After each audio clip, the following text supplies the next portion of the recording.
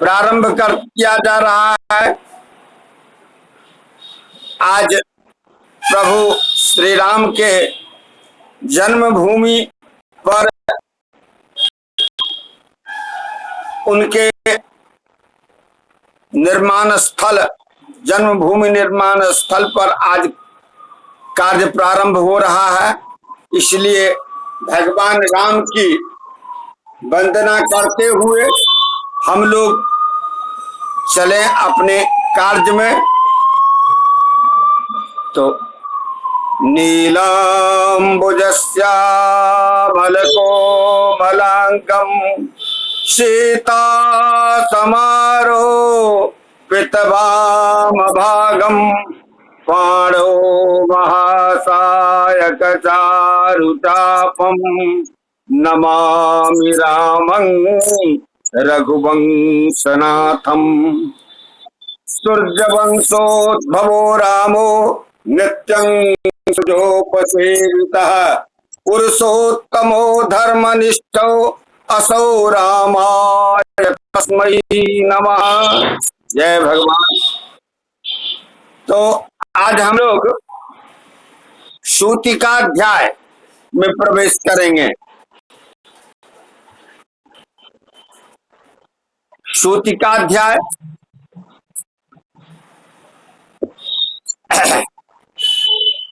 पहला श्लोक में बताए हैं ग्रहों के सत्वगुण, रजोगुण और तमोगुण, तीनों गुण का वर्णन। किन किन ग्रहों के कौन कौन सा गुण है इस संबंध में, और इसका तात्पर्य यह है कि इसी के आधार पर जातक को, मनुष्य को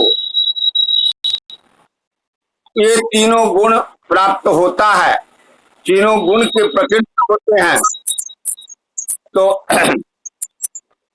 गुरु शशि रवयः सत्वं रजः स्थितज्ञो तमोर्कसुत भौमो एतेतरात्मनि स्वां प्रकृतिं जंतो प्रयच्छन्ति। अब गुरु शशि रवयः,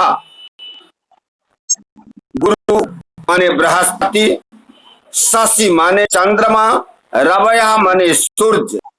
ये सूर्य, चंद्रमा और बृहस्पति सत्वम सतोगुण हैं।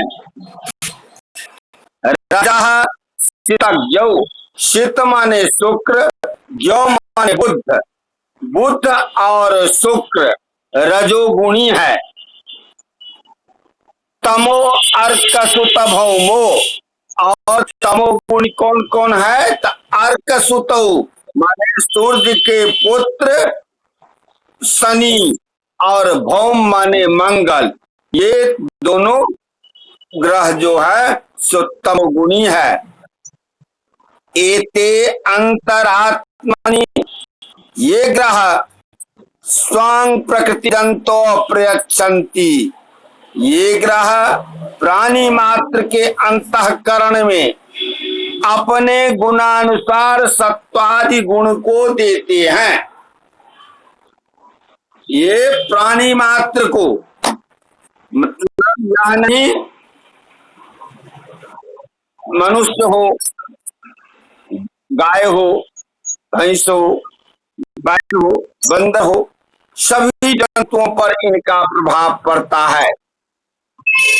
तो इसका प्रभाव कैसे पड़ता है आगे में यह कहेंगे। जातक के सत्वादि गुण आकृति एवं स्वरूप के विषय में कहते हैं।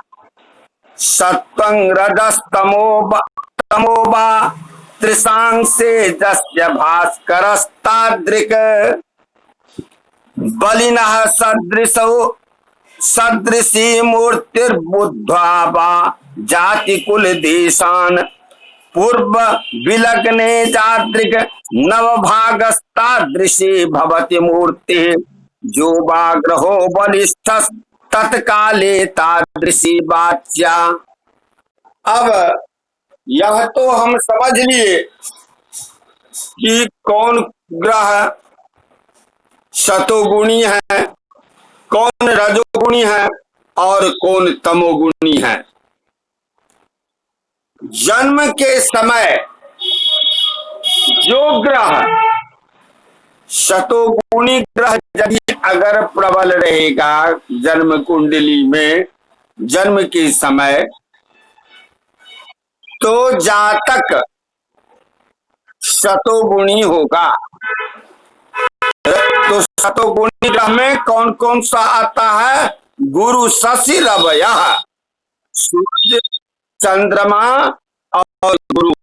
ये यदि अगर जन्म के समय में बलवान है, इनमें से जो भी हो बलि ग्रह,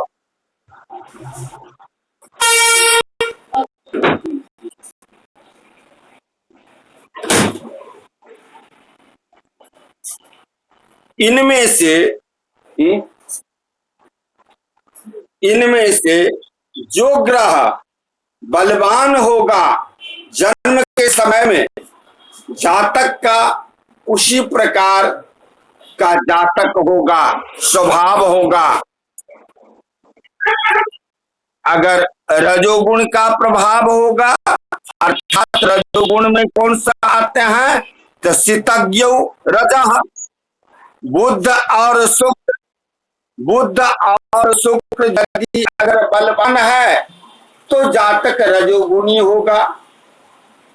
फिर यदि अगर अर्क, सुत, शनि और मंगल ये जिनके बलि होते हैं वह तमोगुणी होता है।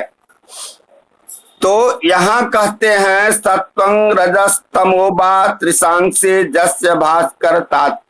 जिस ग्रह के भास्कर माने सूर्य, जिस ग्रह के त्रिशांश में, अब त्रिशांश क्या हुआ? एक राशि में 30 अंश हुआ करता है। एक अंश का एक त्रिशांश होता है। एक अंश का एक त्रिशांश होता है। तो जन्म के समय सूर्य जातक के जिस ग्रह के त्रिशांश में होगा वैसा ही जातक होगा। अगर शतोगुणी सत्व ग्रह जो है उसमें अगर स्वयं भास्कर अपने में, चंद्रमा में या गुरु के त्रिशांश में रहेंगे तो वह जातक निश्चित रूप से शतोगुणी होगा। नहीं शीतज्ञ शुक्र और बुध के त्रिशांश में रहेंगे तो जो है मतलब रजोगुणी हो गए, और नहीं शनि और मंगल के त्रिशांश में रहेंगे तो जातक तमोगुणी होगा। ऐसा ही इसको बताना है, फलादेश करना है। फिर कहते हैं जन्म के समय जो ग्रह सबसे बली हो उसी के अनुसार जातक की आकृति को समझना चाहिए।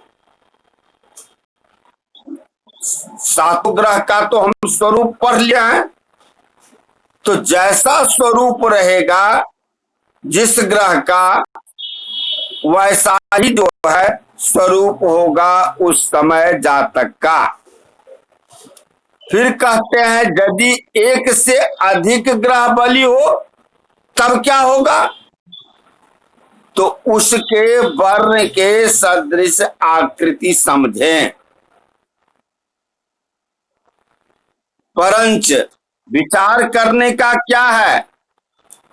जो पूर्व विलग्ने जादृग नव भागस्तादृशी भवति मूर्ति, जो बा ग्रहो बलिष्ठ तत्काले तादृशी वाच्या। जो जिस उसमें भी यदि अगर बहुत ग्रह बली है तो उसमें भी सबसे बली जो हो उसी के अनुसार आप कह दीजिए कि इसका इस जातक का आकृति इस प्रकार का होगा, स्वभाव इस प्रकार का होगा। समझ गए?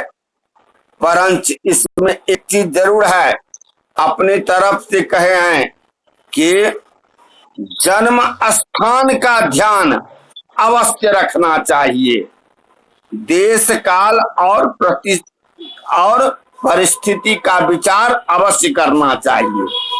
तो जन्म स्थान के आधार पर, भौगोलिक के आधार पर जो है, कहीं कहीं ऐसा भौगोलिक है हमारे यहाँ जहां सब जो है काला ही जन्म लेता है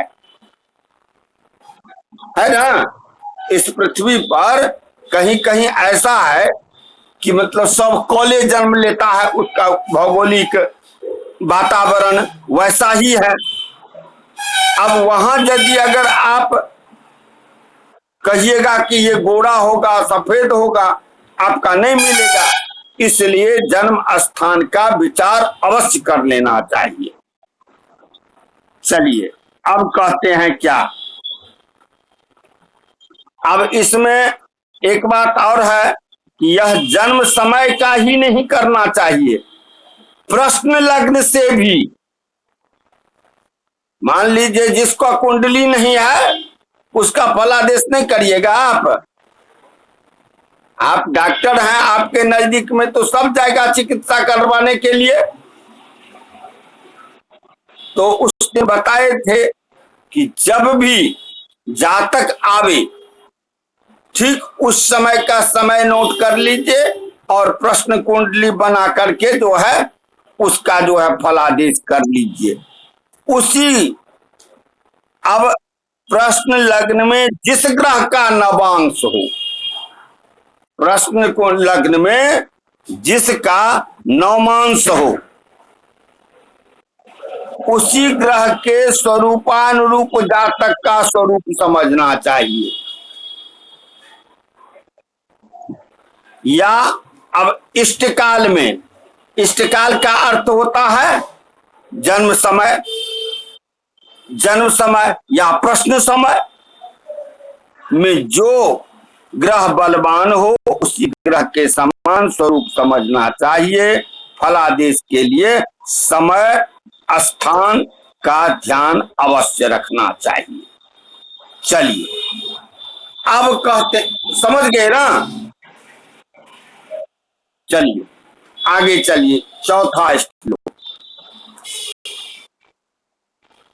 पिता के परोक्ष में जन्म ज्ञान, पितुः परोक्षे जन्मं स्यात्, एक जन्म जोगः।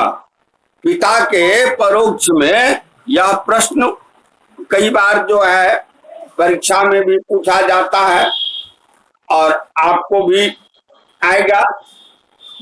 तो इसके विषय में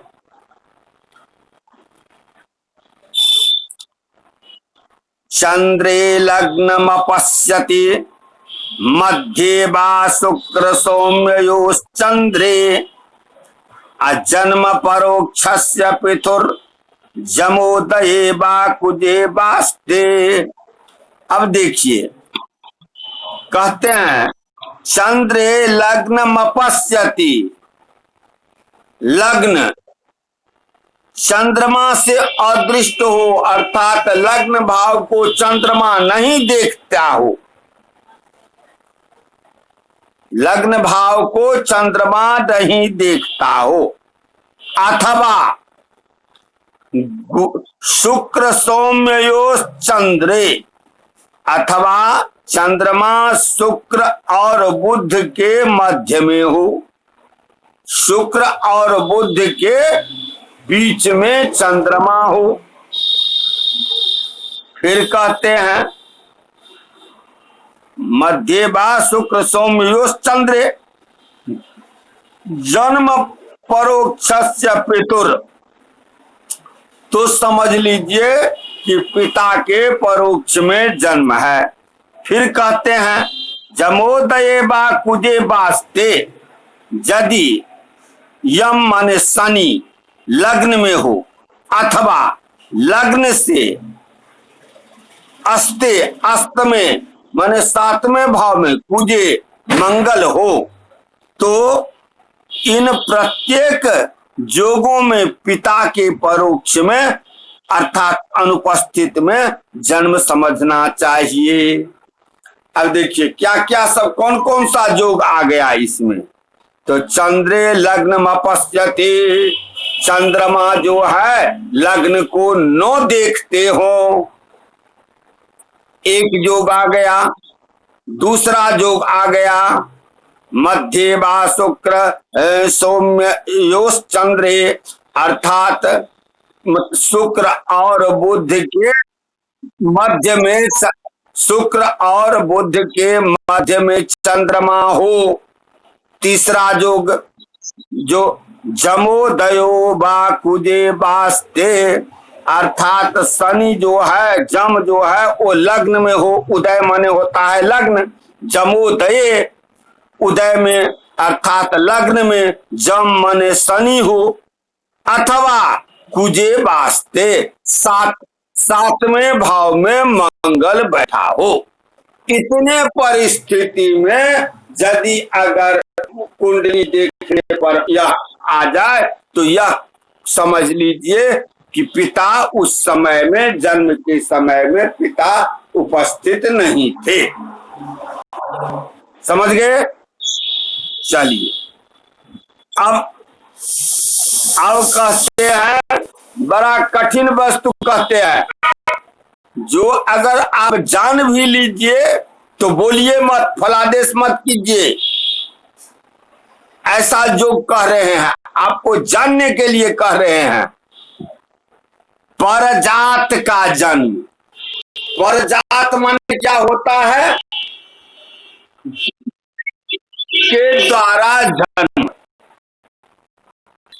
दूसरे से उत्पन्न जातक।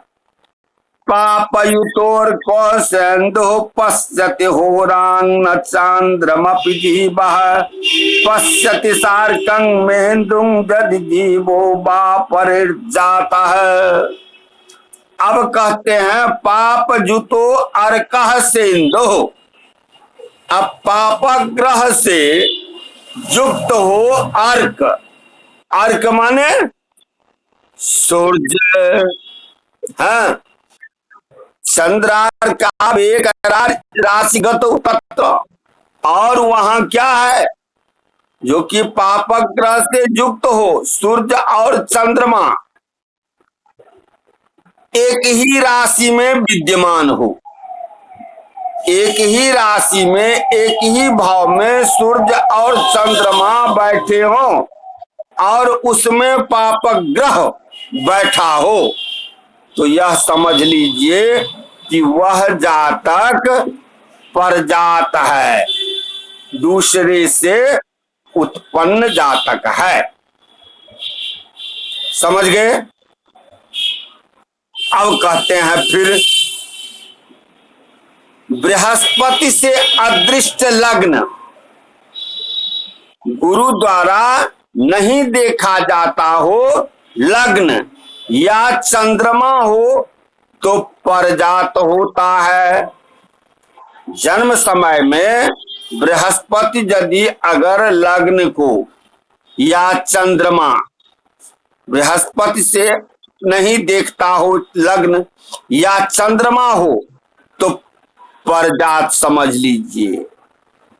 अथवा फिर कहते हैं सूर्य से युक्त चंद्रमा यदि बृहस्पति से अदृष्ट हो तो भी परजात समझ लीजिए। कितना जोग आया? क्या तो 4 तो जोग इसमें भी आया। पहला जोग जो सूर्य और चंद्रमा एक ही राशि में जन्म समय में बैठा हो, पापक ग्रह द्वारा देखा जाता हो, एक जोग हो गया। दूसरा जोग हो गया कि जन्म समय में बृहस्पति लग्न को नहीं देखते हो, तो दूसरा हो गया। तीसरा हो गया अथवा चंद्रमा हो तो फिर चौथा कहते हैं सूर्य से युक्त चंद्रमा अब बृहस्पति से अदृश्य हो, यानी बृहस्पति से नहीं देखा जाता हो, तो इस योग में जन्मे जातक पार जात पर जात होते हैं, दूसरे से उत्पन्न बालक होता है।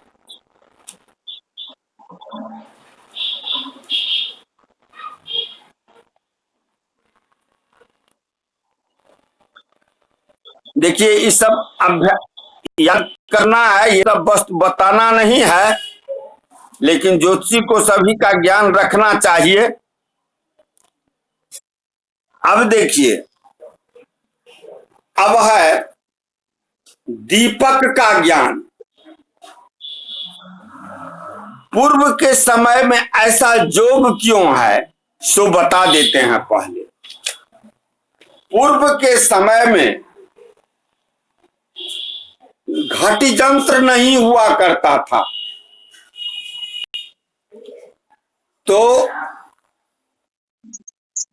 घटी यंत्र माने जिसको आप घड़ी कहते हैं, समय दर्शक यंत्र,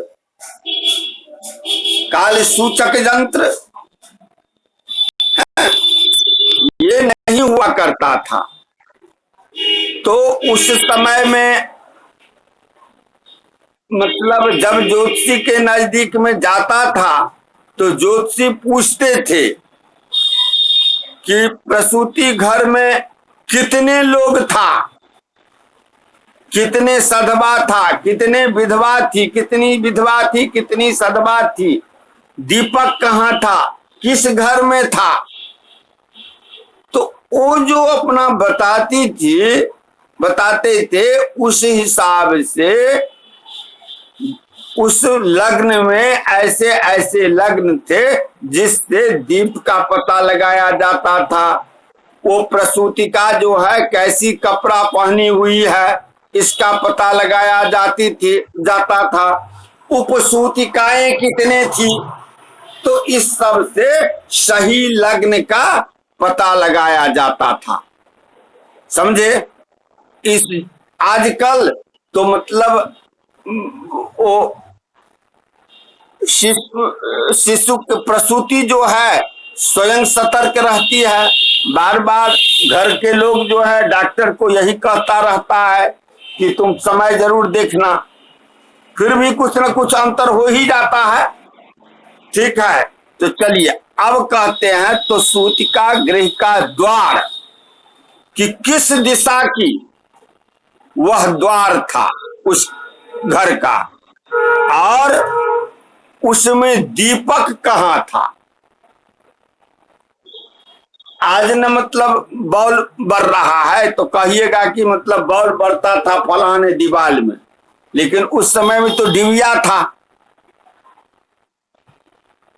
तो द्वारं वास्तुनि केन्द्रोपगात ग्रहा वसति वा विलग्नर्क्षात् दीपो अर्कादुदयाद वर्तिरिन्दुतः स्नेह निर्देशः। अब देखिए क्या कहते हैं, द्वारं वास्तुनि केन्द्रोपपाद, केंद्र में जो ग्रह हो, केंद्र में जो ग्रह हो उसी ग्रह की दिशा में गृह का द्वार समझना चाहिए। अब ग्रह का दिशा तो हम लोग पूर्व में पढ़ चुके हैं, स्मरण तो रखना ही होगा। हम तो कहा करते हैं कि भाई जितना ही पढ़ो स्मरण करते चलो, ताकि सबका प्रयोजन है, इसलिए दिया हुआ है।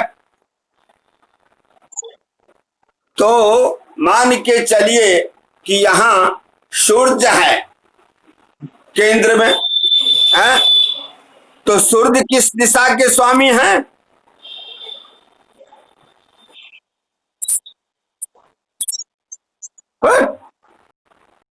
पूर्व दिशा के स्वामी हैं। पूरब दिशा के स्वामी हैं, तो यह समझ लीजिए कि गृह का द्वार पूरब में है। देखिए ये सब ऐसे नहीं चलेगा धमाका जी, ये रामायण नहीं है कि हम कथा बांच देंगे, उस समय आप भी हाँ कर दीजिएगा, किताब उल्टा करके पढ़ लीजिए। सबको अभ्यास करना होगा, मनन करना होगा, तब होगा। यह पूरा यह विज्ञान है, परम विज्ञान, जिसको अंग्रेजी में कहा जाता है फादर ऑफ साइंस। तो इस सब को देखना पड़ेगा, नहीं याद कीजिएगा तो कैसे काम चलेगा। ग्रह वसतिसा विलग्न रक्षात। अब कहते हैं यदि एक से अधिक ग्रह केंद्र में हो तब क्या कीजिएगा। गुरुजी आपने कह दिया कि सूर्य है पूरब दिशा का, तो सूर्य बोल समझ जाओ कि पूरब में। लेकिन यदि ग्रह जो है, एक ही ग्रह तो नहीं रह सकता है केंद्र में, और भी रह सकता है, तो फिर क्या करोगे, तो यह मापोगे, ग्रह को तौलोगे कि कितना वजनदार कौन ग्रह है। उसमें जिसका वजन ज्यादा हो उसी को सूतिका गृह का द्वार समझना। अब मान के चलो कि उसको मापने के लिए तराजू कौन सा है, स्पष्ट ग्रह जो बनाया उसमें जो यह खाट जो पढ़ा है, गृह द्वार उच्च नीच ये सब जो पढ़ा है वही उसका मापक है। उस माप से उसको बता दो जो सबसे बली है। तो मान के चलो कि शनि सबसे बला है, मतलब ये है बली है। तो तुला राशि में उच्च होकर के शनि बैठा है केंद्र में, तो बता देना होगा कि भाई शनि दक्षिण दिशा के स्वामी है, तो मतलब शनि पश्चिम दिशा के पश्चिम दिशा के स्वामी है, तो मतलब पश्चिम की ओर जो है मतलब उसका था द्वार था।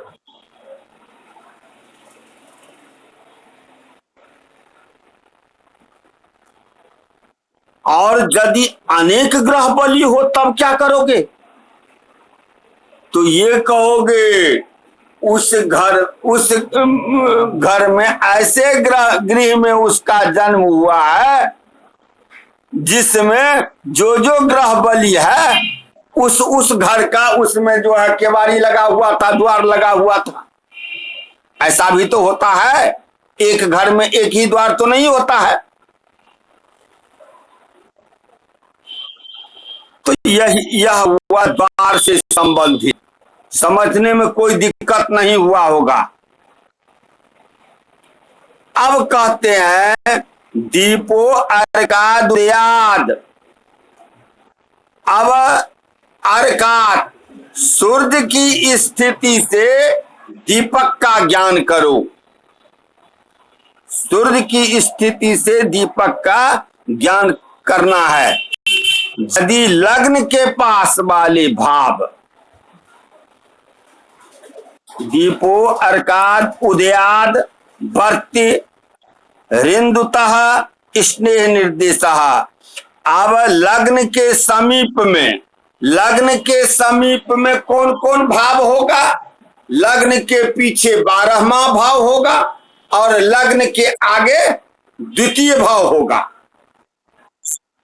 तो यदि अगर लग्न के पास ये 12, 1, 2 में सूर्य हो तो सूतिका के स्थान में घर में पूरब दिशा में समझना चाहिए।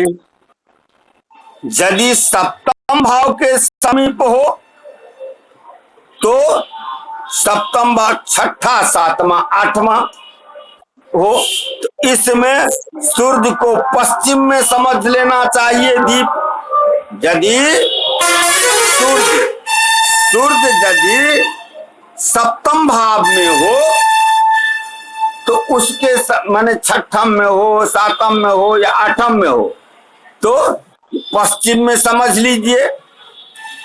इसी प्रकार यदि अगर दसम भाव के समीप में हो तो दसम भाव के समीप में 9, 10, 11 9, 10, 11 में यदि अगर सूर्य हो तो वह समझ लीजिए कि मतलब दक्षिण दिशा में आ गया।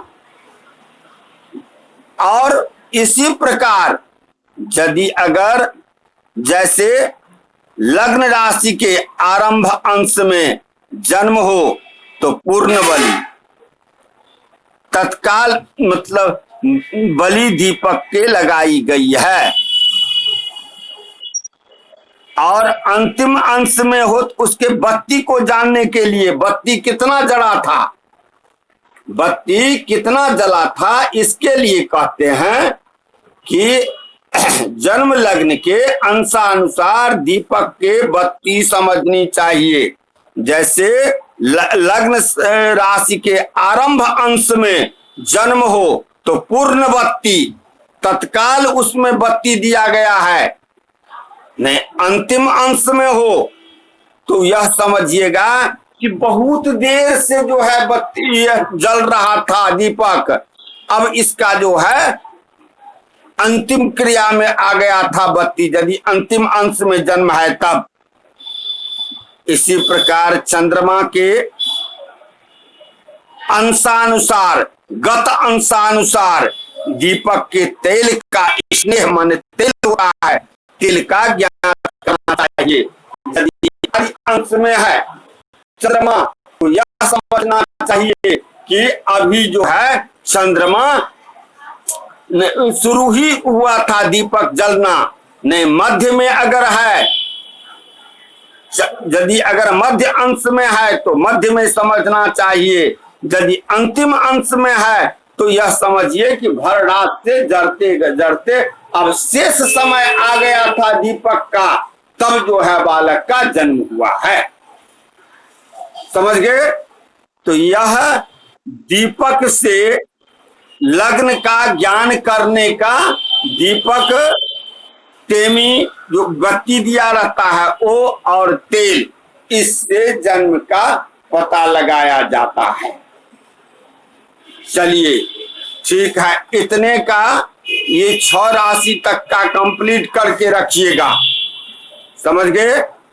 तब आगे कल इसको पढ़ाएंगे। क्या और पढ़िएगा? ठीक है, जितना पढ़िए उसको जो है मतलब यह कीजिए। जय भगवती, कल्याण मस्त, कल्याण मस्त, आनंद कीजिए, पढ़िएगा लेकिन